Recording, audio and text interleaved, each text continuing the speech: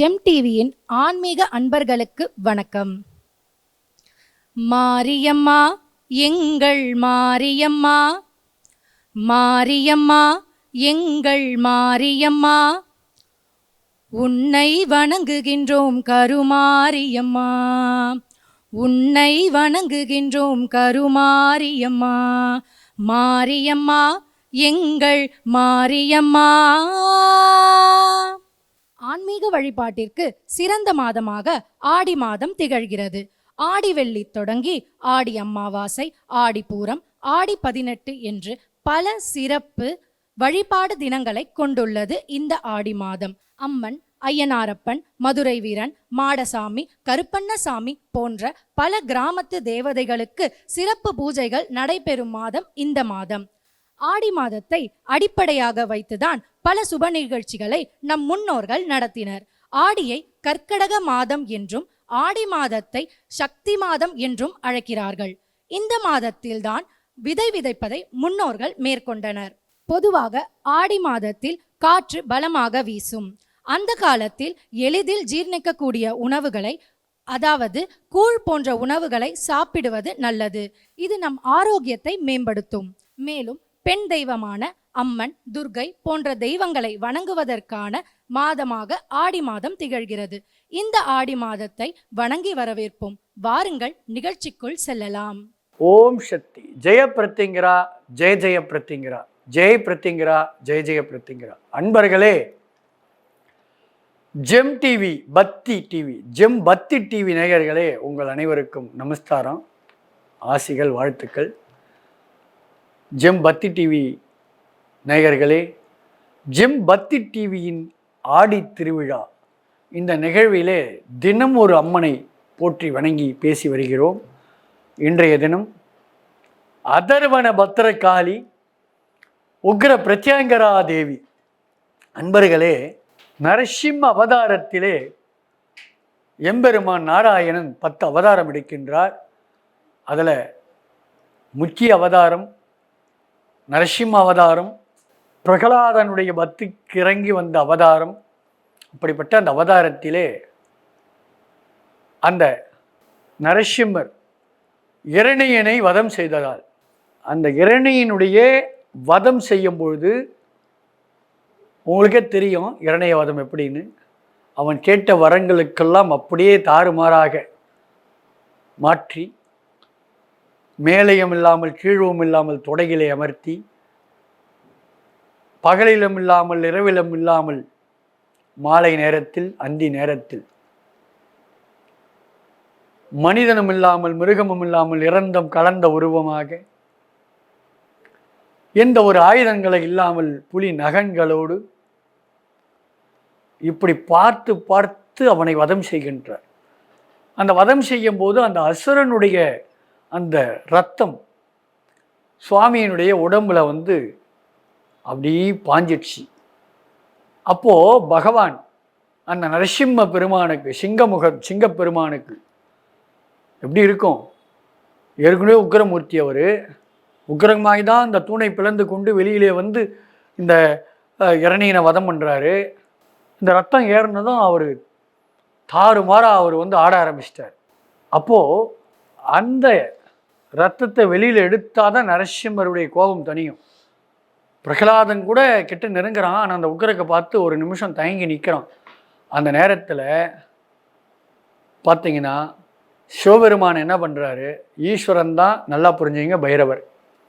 அவருடைய அவதாரங்கள் 64. அந்த பைரவன் தான் சர்வேஸ்வர அவதாரம் எடுக்கிறார். சர்வேஸ்வரராக பட்சி ரெக்கையோட, பறவை உடம்போட பார்த்தீங்கன்னா சர்வேஸ்வர அவதாரம் எடுத்து, பாம்புனுடைய உடல், பறவையினுடைய இறக்கை, இப்படியெல்லாம் சர்வ ஈஸ்வரன் சர்வேஸ்வர அவதாரம் எடுத்து அந்த நரசிம்மரன் போயிட்டு அந்த அவருடைய உடம்புல இருக்க ரத்தத்தை வெளியில் எடுக்கிறதுக்காக அப்படி போகிற நேரத்தில் நரசிம்மர் கோபத்தோட கோபக்கணலோட வேறுண்டும்ன்ற ஒரு பட்சி ஏவி மேலே விடுறாரு. ஒரு பட்சி, அது அதாண்ட எதிர்த்து சரபம் போரிடுறது. போரிடும்பொழுது அதை வீழ்த்தி, அதையும் தாண்டி நரசிம்மரை கட்டி அணைத்து அவர் உடம்பில் உள்ள அந்த இரத்தத்தை வெளியிலே எடுத்து சாந்தப்படுத்திய பிறகு பிரகலாதன் போய் சாந்தப்படுத்துறது அந்த வரலாறு சொல்லப்பட்டிருக்கு.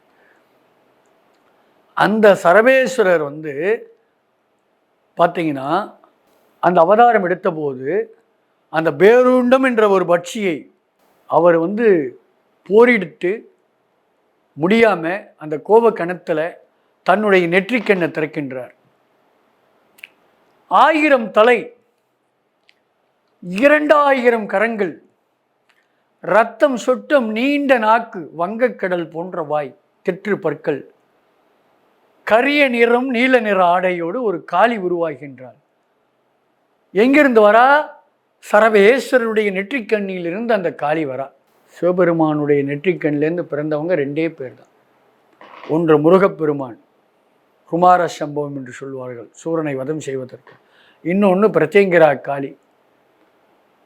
சிவபெருமானுடைய நெற்றிக்கண்ணிலேருந்து வெளியில் வந்தவங்க சர்வேஸ்வருடைய நெற்றிக்கண்ணிலேருந்து வந்து தான் அவங்க போய் தான் நரசிம்மரை கட்டி பிடித்து நரசிம்மருடைய உக்கிரகத்தை சாந்தம் பண்ணி அந்த உடம்புல இருக்கிற ரத்தத்தை எடுத்து சாந்தம் பண்ணி நரசிம்மரை சாந்தம் பண்ணுறாங்க. சாந்தம் பண்ண உடனே பிரத்யங்கிரா அந்த உக்கிரகம் அவங்களுக்கு வந்துடுது. அந்த ரத்தம் உடம்புல ஏறி உக்கிரகம் கும்பகோணத்தில் ஒரு 5 அதாவது ஐயாவாடி என்ற ஒரு இடத்துல ஒரு காட்டில், சுடுகாடு, அந்த காட்டில் போய் தன்னுடைய அந்த கோபக்குறியோடு ஆட்டத்தெல்லாம் ஆடி காளி அந்த இடத்துல பஞ்ச பாண்டவர்கள் அந்த அம்பிகையை சாந்தம் பண்ணுறதற்காக தவம் இருந்து பூஜை பண்ணுறாங்க.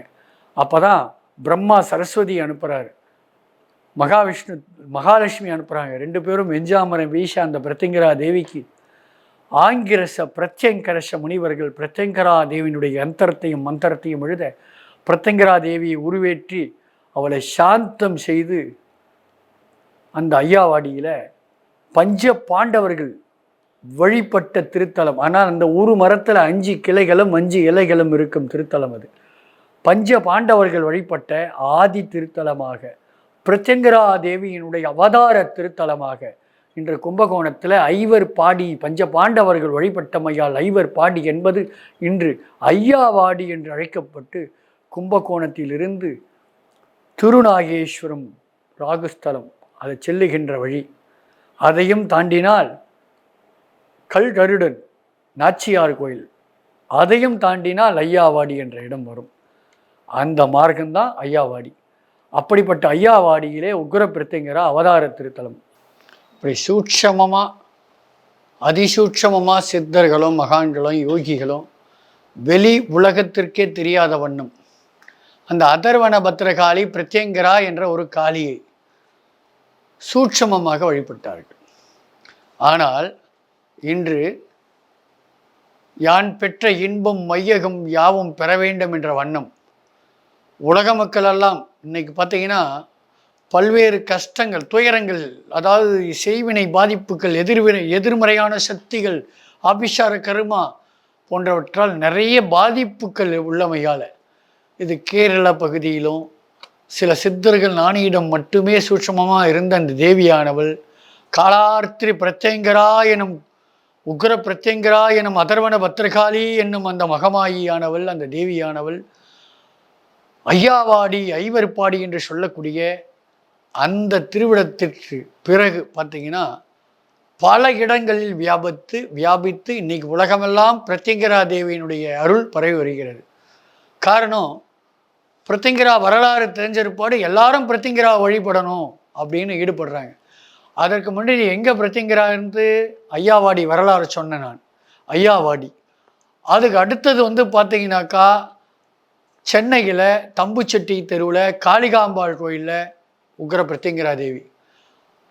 அதுக்கு அடுத்தது பார்த்தீங்கன்னா மேல்மருவத்தூர் ஆதிபராசக்தி சித்தர் பீடத்தில் கோவில் உள்ளே நுழையும் போது முன்பாகவே அதர்வனக்காளி என்ற பெயரிலே பிரத்யங்கரா தேவி ஓம் சக்தியாக அங்கே பத்ரகாளியாக அங்கே வருகின்ற அடியார்களுக்கு காவல் தெய்வமாக அங்கே மேல்மருவத்தூரிலே பயம்போக்கும் தேவியாக அருள்பாலித்து கொண்டிருக்கின்றாள் பிரத்யங்கரா தேவி. அந்த மாதிரி பல இடங்களில் அம்பாள் இன்னைக்கு உலகம் ஃபுல்லாக பரவிடுச்சு. பார்த்தீங்கன்னா பாண்டிச்சேரியில் மொரட்டாண்டி என்ற இடத்துல, மொரட்டாண்டி அப்படின்ற இடத்துல மிக பிரம்மாண்டமாக கும்பாபிஷேகம் நடந்தது அந்த பிரித்திங்கரா தேவிக்கு. 1000 பம்பக்காரர்கள் அடிக்க, வாத்திய இசை 1000 பம்பக்காரர்கள், 1 2 இல்லை, ரொம்ப உடம்பெல்லாம் சிலிர்க்க வண்ணம் கும்பாபிஷேகம் நடைபெற்றது மொரட்டாண்டி பிரத்யங்கரா. அதுக்கு அடுத்தது பார்த்தீங்கன்னாக்கா திருவேற்காடு. திருவேற்காட்டில் கருமாரியம்மன் கோயிலில் பிரத்யங்கரா யாகமும் பிரத்யங்கரா பூஜையும் தொடர்ந்து நடைபெற்று வருகிறது. ஏன்னா எத்தனை தெய்வங்கள், நம்ம குலதெய்வங்கள் எல்லாம் இருந்தாலும் இந்த கலியுகத்தில் பிரத்யங்கரா தேவி மாதிரி, வாராகி மாதிரி ஒரு தெய்வத்தை கூட நம்ம பயன்படுத்தினாதான் இந்த உலகத்தையே நம்ம கடை தேர முடியும், வழிநடத்த முடியும், மேலே போக முடியும். இல்லைன்னா இடையில தடை பண்ணி விட்டுருவாங்க. அதனால் பிரத்யங்கரா தேவியினுடைய அருள் இப்போ எல்லாருக்கும் தேவைப்படுது. அபராஜிதான்னு பேர். அவளை யாரும் வெல்ல முடியாது, அவள் பக்தர்களை யாரும் நெருங்க முடியாது. அபராஜிதான அவளை யாரும் நெருங்க முடியாது, அவள் பக்தர்களை யாரும் வெல்ல முடியாது, பிரத்யங்கரா உபாசகர்களை யாரும் ஒன்றும் செய்ய முடியாது. அப்படிப்பட்ட ஒரு சக்தி மிக்கவள் தான் பிரத்யங்கரா. இன்றைக்கி பார்த்தீங்கன்னா அந்த மொரட்டாண்டி, திருவேற்காடு, மேல்மருவத்தூர், சென்னை தம்புச்செட்டி திரு காளிகாம்பாள் தேவஸ்தானம், அதற்கும் மேலே பார்த்தீங்கன்னாக்கா செங்கல்பட்டுக்கு மிக அருகாமையில் 2-3 இடத்துல இருக்குது. ஒன்று வெண்பாக்கம். வெண்பாக்கம் மலையடிவாரத்தில் வெண்பாக்கம் சிங்கப்பெருமாள் கோயிலிலிருந்து போனீங்கன்னாக்கா வெண்பாக்கம் என்ற ஒரு கிராமத்தில் அங்கே வந்து பிரத்யங்கரா தேவி இருக்குது. அங்கே வந்து ஜெயபிரத்யங்கரா பீடம் சுவாமி அமைச்சு அருமையாக வந்து நடத்திட்டு இருக்காங்க. அங்கே யாகம்லாம் நடக்குது, தொடர்ந்து பல பிணிகள்லாம் தீருது, வந்தாரையெல்லாம் வாழ வைத்து கொண்டிருக்கிறாள் அந்த தேவி. அங்கே ஜெயபிரத்யங்கரா பீடத்தில் அந்த சிங்கப்பெருமாள் கோயிலே மிக அருகாமையிலே வெம்பாக்கம் பிரத்யங்கரா. அதுக்கப்புறம் இந்த பக்கம் பார்த்தீங்கன்னா திருக்கழுக்குன்றம். திருக்கழுக்குன்றம் செங்கல்பட்டு திருக்கழுக்குன்றம், கழுகுமலை என்று சொல்லுவார்கள், தழுகு பூஜித்த திருவிடம். அந்த போகிற இடையில் வந்து ஆசிரியர் நகர்னு ஒரு இடத்துல வந்து பிரத்யங்கரா தேவி அருள் பாலிக்கிறாங்க. அதற்கும் மேலே மாமண்டூர் வடபாதியில் அதர்வன பத்திரகாளி உக்ர பிரத்யங்கரா தேவியாக, மற்ற இடத்துலலாம் மகா பிரத்யங்கரா, இந்த இடத்துல உக்ர பிரத்யங்கரா தேவியாக 4 சிம்ம, அதாவது சிம்மத்தின் மேலே சிம்ம வாகனத்திலே அமர்ந்து 4 வேதங்களே 4 சிம்மங்களாக ரதம் பிடிக்க, ரதத்தை செலுத்த ஆங்கிரச முனி, பிரத்யங்கிரச முனிவர்கள், பிரத்யங்கரா தேவியினுடைய யந்திரத்தையும் மந்திரத்தையும் கண்டுபிடிச்ச மகா முனிவர்கள் முன்பாக அமர்ந்திருக்கும். சரஸ்வதி ஒரு பக்கம், மகாலட்சுமி ஒரு பக்கம் வெஞ்சாமரம் வீச, அழகிய உக்கிரகமான கோலத்தில் இருந்தாலும் அந்த உக்கிரகத்திலேயே சிரித்த முகம் தெரியுது அந்த அம்பாளுக்கு. அவ்வளோ அழகாக வந்து அதர்வன பத்திரகாளி உக்ர பிரத்யங்கரா தேவி மாமுண்டூர் வடபாதியில் பூமாத்தம்மனுடைய திருத்தலத்தில் ஒவ்வொரு அமாவாசையும் பிரத்யங்கரா யாகம் நடக்குது, அருள் பாலித்து வராங்க. இந்த பிரத்யங்கரா தேவியே நம்ம அவளுடைய மந்திரங்கள்லாம் வந்து வலிமை வாழ்ந்தது, சக்தி வாழ்ந்தது. பார்த்தீங்கன்னா பிரத்யங்கரா தேவியினுடைய மந்திரம் வந்து மாலா மந்திரம், காப்பு மந்திரம், மூல மந்திரம், எத்தனை மந்திரங்கள் இருந்தாலும் ருத்ர யாமல தந்திரம்னு ஒன்று இருக்குது. பிரத்யங்கரா அதர்வன வேதம், அதாவது ரிக்வேதம், யஜுர்வேதம், சாமவேதம், அதர்வன வேதம்ன்ற போது 4 வேதங்களுக்கும் 4 வேதங்களையும் ஈஸ்வரன் பரமேஸ்வரன் படைத்தான் வேதங்களை. ஆனால் அதர்வன வேதத்துக்கு 4 வேதங்களில் 3 வேதங்களுக்கு பரமேஸ்வரனே தலைவனாக இருக்கிறான். 4வது வேதம் அதர்வன வேதத்துக்கு பிரத்யங்கரா தேவி தான் தலைவியே. அந்த பார்த்தீங்கன்னா பிரத்யங்கரா தேவியை வந்து பல இடத்துல பயன்படுத்தப்பட்டிருக்கேன். இந்த உலகமே போற்றி வணங்கக்கூடிய குழந்தை, அழகிய குழந்தை சபரிமலையன் சாஸ்தா, தர்மசாஸ்தா ஐயப்பன். அந்த ஐயப்பனுடைய திருத்தலத்தில் பார்த்தீங்கன்னா 18 மலைகளே 18 படிகளாக இருக்கும், 18 தத்துவங்கள் அடக்கியிருக்கும். அங்கே இருக்கிற மலை 18 மலை, அதில் 14வது மலை பிரத்யங்கரா மலைன்னு பேர். அப்போ படிக்கட்டில் 14வது படிக்கட்டு பிரத்யங்கரா படின்னு பேர். அப்போ அந்த சபரிமலை படிக்கட்டில் நம்ம காலை வைக்கும்போது 18 அதிதேவதைகள், அதில் பிரத்யங்கரா ஒன்று. அந்த அதிதேவதைகள் ஐயப்பனை காவல் காக்கிறது ஐதீகம். அப்போ அந்த படியேறும் போது அந்த அதிதேவதை மேலேயே நம்ம காலை வைக்கிற மாதிரி ஆகுது. அப்போ எவ்வளோ பக்தி, எவ்வளோ சிரத்தை, எவ்வளோ விரதம், எவ்வளோ தூய்மை இருக்கணும். அதனால தான் ஐயப்பனை நெருப்புன்னு சொல்கிறோம் நம்ம. அப்போ அந்த ஐயப்பனுடைய மலையிலையும் பிரத்யங்கரா தேவியினுடைய தத்துவம் விளங்குது. 14வது மலை பிரத்யங்கரா மலை, 14வது படி பிரத்யங்கரா படி. ஞாபகம் வச்சுங்க. அப்போ பிரத்யங்கரா எங்கெல்லாம் இருக்காங்க பாருங்கள். பிரத்யங்கரா தேவியினுடைய மந்திரத்தை அதர்வன வேதத்தில் பார்த்தீங்கன்னா ருத்ரயாமல தந்திரம்னு ஒன்று இருக்குது. வேதம்னா என்ன? வேதம்னா சிவபெருமான், பார்வதி தேவி வந்து சிவபெருமான்கிட்ட கேள்வி கேட்குறாங்க. அந்த கேள்விக்கான பதிலை சுவாமி சொல்கிறார். அதை தான் ரிஷிகள் எழுதுகிறாங்க. அதுதான் ஸ்ரீவேதம். ஃப்ரீ என்றால் அம்பாள், வேதம் என்றால் சிவன், ஃப்ரீயம் அம்பாளும் சிவனும் சேர்ந்து உருவாக்கியமையால் ஸ்ரீவேதம் என்று பெயர். அந்த ஸ்ரீவேதத்தில், அதர்வண வேதத்தில் ருத்ர யாமலை தந்திரம் அப்படின்னா என்ன அர்த்தம்னா, அம்பாள் கேட்கிறார், சுவாமி இந்த நம்ம குழந்தைங்க இந்த உலகத்தில் ஆபிஷார கருமா, ஆபிஷார கருமான்றதே தவறு. ஆவிஷார கருமா, ஆவி சார்ந்த கருமா, ஆவியை உள்ளடக்கிய கருமா, அதை நாளடைவில் ஆபிஷார கருமான்னு ஆக்கிட்டாங்க. அந்த ஆபிஷார கருமா, அந்த ஆவி சார்ந்த கருமாவால் பாதிக்கப்பட்டாங்கன்னா அந்த குழந்தைகளுக்கு என்ன பண்ணால், எந்த மந்திரத்தை சொன்னால் தீரும் அப்படின்னு நாதான சிவபெருமான்கிட்ட போய் பார்வதி கேட்க, அதை சிவபெருமான் சொல்கிறார். ருத்ரயாமல தந்திரத்தை சொல்கிறேன், இதை யார் படிக்கிறாங்களோ, இல்லை அது படிக்க எனக்கு தெரியாதுன்னா படிக்கிறத கேட்குறாங்களோ, காதலை உள்வாங்கிறாங்களோ, இல்லை இதை அப்படியே பார்த்து மனப்பாடமாக எழுதுகிறாங்களோ, அவங்களுக்கு நான் இந்த பிரச்சனையை தீர்த்துடுவேன், உடனடியாக அந்த செய்வினை தீர்ந்து விடும், பொடிப்பொடியாயிடும் அப்படின்னு சொல்கிறார். ருத்ரயாமல தந்திரம்னு ஒன்று இருக்குது. ஒவ்வொரு அமாவாசைக்கும் நம்ம கோவிலில் அந்த ருத்ரயாமல தந்திரத்தை படித்து பண்ணுறோம். அந்த ருத்ரயாமல தந்திரம் அவ்வளோ சக்தி மிக்கது, அவ்வளோ பவர் வாழ்ந்தது. அந்த மாதிரி பார்த்திங்கன்னா நிறைய மந்திரங்கள் அதர்வண வேதத்தில் யந்திர, தந்திர, மந்திர, அதாவது நல்லதும் இருக்கும் கெட்டதும் இருக்கும். ஆனால் நல்லது மட்டுமே செய்தால் பிரத்திங்கிரா துணை நிற்பா, கெட்டது செய்தால் அதே பிரத்திங்கிரா நம்மளை அடித்து தூக்கிடுவா. அந்த பிரத்திங்கிராவில் நல்லதை தான் அவள் ஏற்றுக்குவா. அதர்வனக்காளியவோ சாதாரணமானவள் இல்லை, அதர்மத்தை அழித்து தர்மத்தை நிலைக்கா நாட்ட வந்தவள் அபராஜிதாவோ. அந்த பிரத்திங்கிரா தேவிக்கு பார்த்திங்கன்னா பைரவ பூஜிதான்னு பேர். சித் ஓம் பைரவ பூஜிதாயை நமக, ஓம் சித்த பைரவ சேவிதாயை நமக, ஓம் பைரவ பத்தினியாயை நமக அப்படின்வாங்க. பைரவ பத்தினி, பைரவ பூஜிதா, அஷ்ட பைரவ சேவிதா, 8 பைரவர்களும் பூஜை செய்தவ தான் அந்த பிரத்திங்கிரா. காரணம் என்னன்னா, உன்மத்த பைரவி தான் உன்மத்த பைரவின்னு சொல்லுவோம். அதே மாதிரி பிரத்திங்கிராவும், பிரத்திங்கிராவனுடைய கணவர் யாருன்னா சரபேஸ்வரர், சரபேஸ்வரர் யாருன்னா அவர் தான் பைரவர், பைரவர் தான் சரபேஸ்வரர். அப்போ சரபேஸ்வர பத்தினியாவோ. அதனால் பிரத்திங்கிரா தேவியை வழிபடுறவங்க பைரவரையும் வழிபடணும். பிரத்திங்கிரா தேவியினுடைய படை தளபதி, காவல் தெய்வம் எதுனா வாராகி கூடவே இருக்கிறது. வாராகியும் வழிபடணும், பிரத்திங்கிரா வழிபடுறவங்க வாராகியும் வழிபடணும். ஆனால் பிரத்திங்கிரா தேவின்ற ஒரு விஷயம் இருக்குது. பிரத்திங்கிரா மந்திரத்தை நான் புக்கை பார்த்து படித்தேன், நான் புக்கில் நானே தெரிஞ்சுக்கிட்டேன் அப்படியெல்லாம் போகக்கூடாது. ஏன்னா குரு இல்லா வித்தைப்பாள், குரு தொட்டு காட்டாத வித்தை சுட்டு போட்டாலும் வராது. அதர்வன வேதம், அது விளையாட்டு கிடையாது. ஒரு பதத்தை தப்பாக படித்தாலும் எதிர் விளைவுகள் பயங்கரமாக இருக்கும். ஏன்னா அவளுக்கு பயங்கரான்னு பேர், ஒரு பேர் பயங்கரமாக இருக்கும்.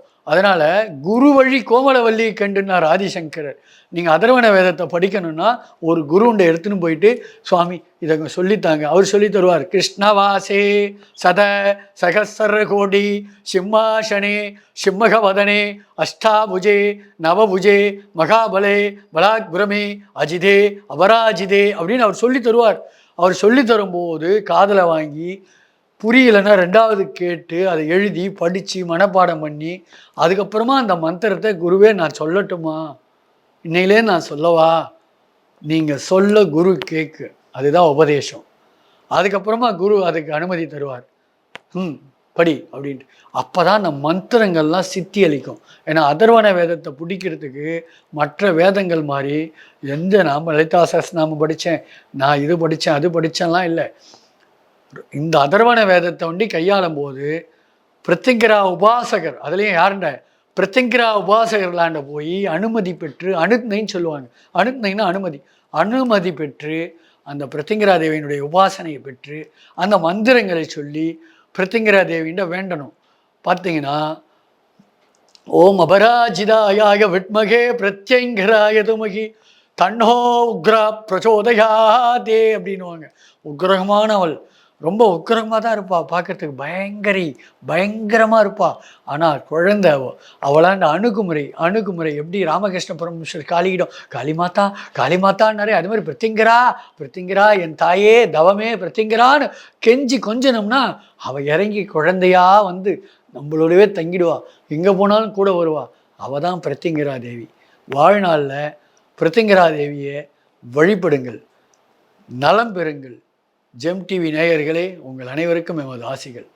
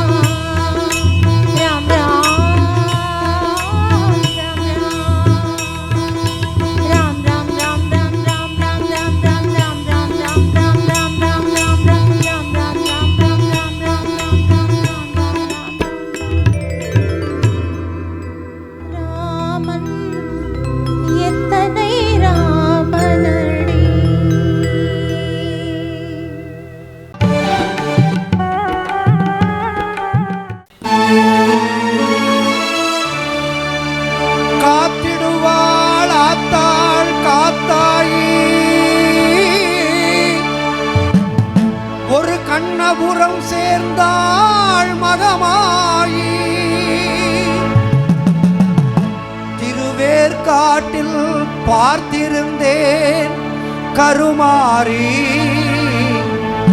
விளையாடுகின்றாளே உருமாறி.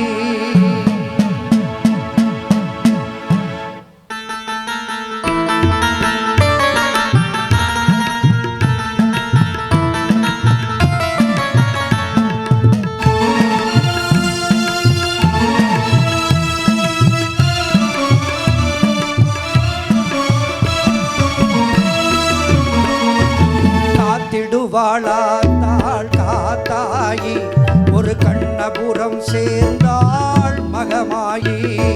காத்திடுவாழாத்தாள் காத்தாயி ஒரு கண்ணபுரம் சேர்ந்தாள் மகமாயி.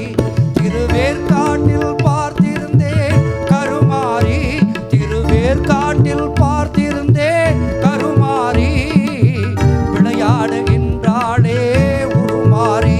அம்மா விளையாடுகின்றாளே உருமாறி. காத்திடுவாழாத்தாள் காத்தாயி திருக்கண்ணபுரம் சேர்ந்தாள் மகமாயி.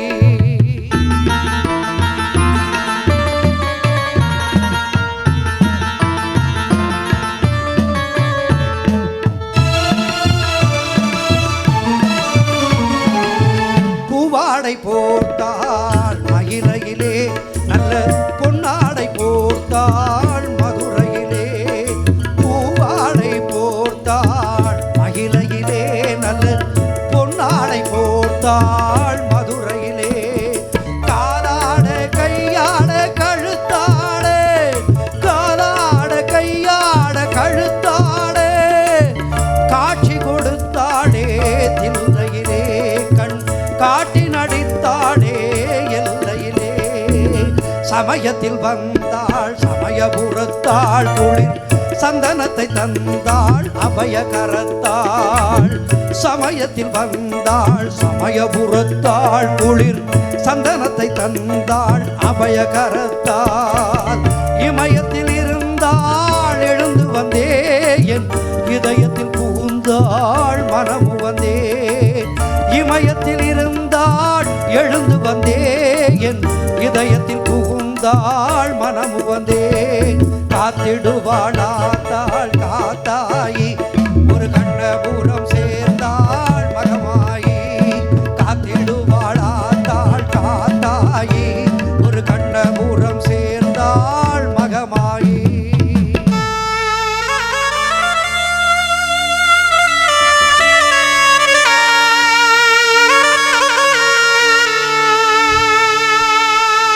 நெருப்பினிலே நடந்தாலும் நீராகும்,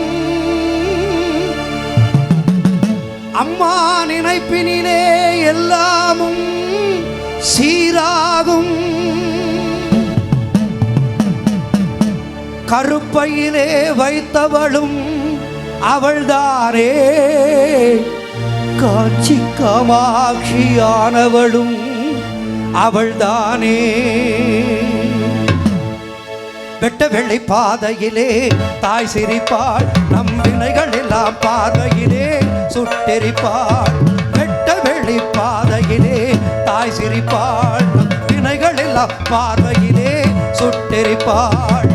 முத்தம்மா என்றழைத்தாள்,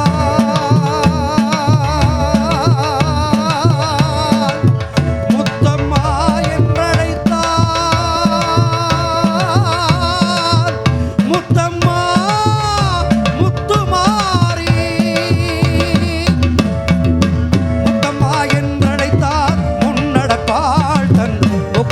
ஒளியாரே கண்டிரப்பாள்.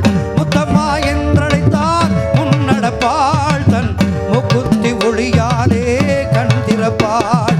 கடற்கரையில் தவம் இருப்பாள் பூமாரி கண்ணி, நம் கண்டுடைத்து கை கொடுப்பாள் முண்டக கண்ணி.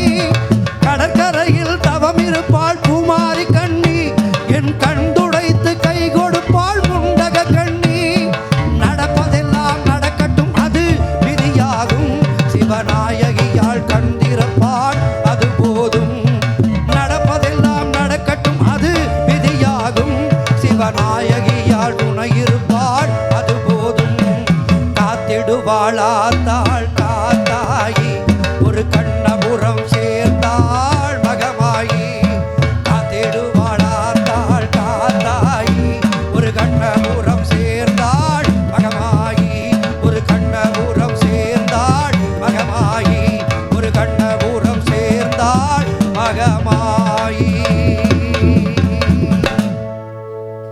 அருமையான பக்தி நிகழ்ச்சிகளைக் கண்டு பக்தி பரவசம் அடைந்திருப்பீர்கள். மீண்டும் மற்றும் ஒரு நிகழ்ச்சியில் உங்களை சந்திக்கின்றேன். அதுவரை உங்களிடமிருந்து விடைபெறுவது உங்கள் லக்ஷ்மி பிரியா. நன்றி, வணக்கம்.